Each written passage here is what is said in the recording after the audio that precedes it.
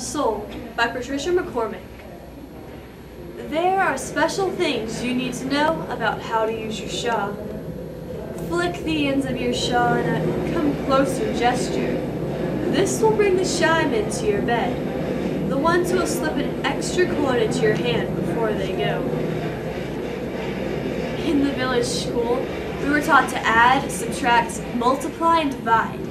The teacher gave us difficult problems, asking us to figure out how many lengths of fabric a mother would need to make a vest and pants for her husband and still have enough to make a dress for her baby. I would chew on the ends of my braids while my mind whirred, desperate to come up with an answer that would spread a smile on her soft moon face. Here I do a different set of calculations.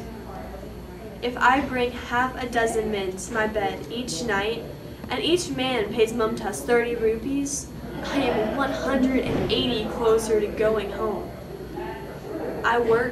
If I work for 100 more days, I should have nearly enough to pay back the 20,000 I owe Mumtaz. Then, Shauna teaches me city subtraction. Half of what the men pay goes to Mumtaz, she says. Then you must take away 80 for what Mumtaz charges for your daily rice. Another 100 a week for renting you a bed and pillow. And 500 for the shot the dirty-handed doctor gives us once a month so we won't become pregnant. She also warns me, Mumtaz will bury you alive if she sees your little book of figures. I do the calculations and realize I am already buried alive. Draw your shawl to your chin, bend your neck like a peacock. This will bring the older men to your bed, the ones who leave a sweet on your pillow. I have never seen such a queer-looking person. He has the pink skin of a pig. His hair is the color of straw, and his eyes are an icy blue. He is wearing short pants that show his hairy monkey legs. He looks like one of the people in a storybook. He is too friendly, this pink American man. He grips my hand in greeting, a strange and uncouth gesture that makes me pull back in alarm. He says hello in my language. I say nothing in reply. What is your name? He says. His words are slow and clumsy, as if he has a mouthful. Your name. What is your name? This pink man is the first here to ask my name, but I don't give it to him. How old are you?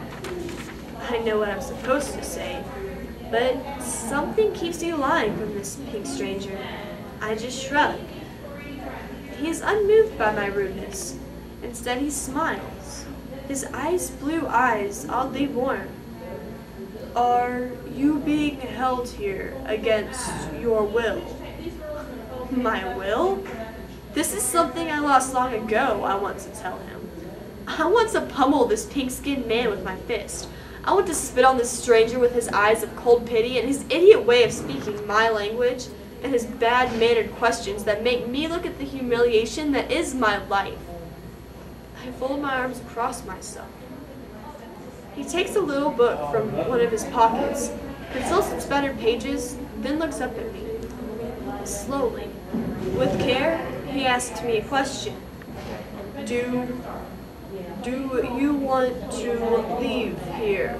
I know about these Americans. Anita has told me all about them.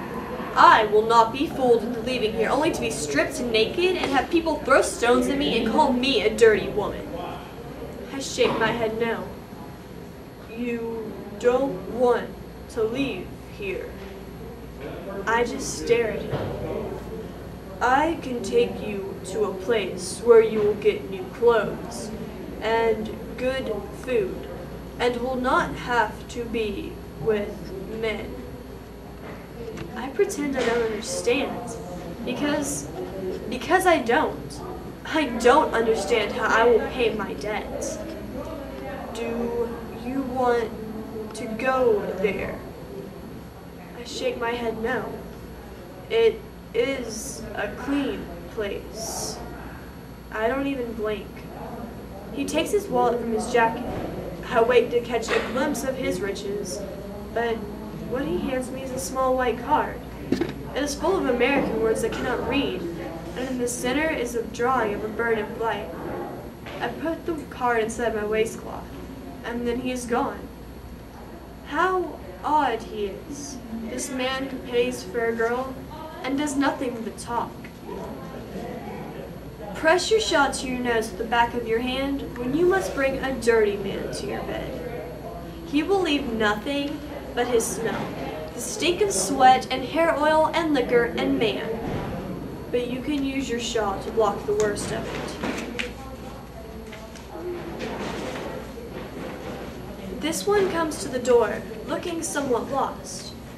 He is not as tall as the first one, and his eyes and hair are as dark as a normal man's.